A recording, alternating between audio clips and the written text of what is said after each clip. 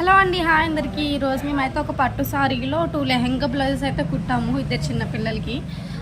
పెద్ద పాపకు వచ్చేసరికి సారీలో పళ్ళు ఉంటుంది కదా, పళ్ళు క్లాత్ అయితే బ్లౌజ్ కుట్టామన్నమాట.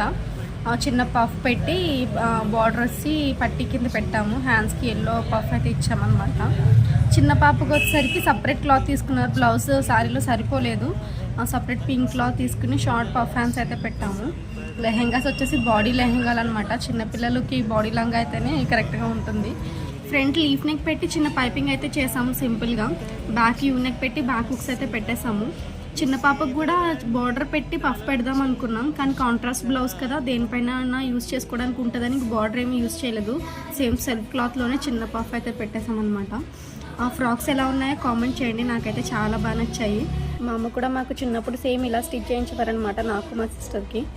బాగున్నాయి కదా. వీడియో నచ్చితే సబ్స్క్రైబ్ చేసుకోవడం మర్చిపోకండి.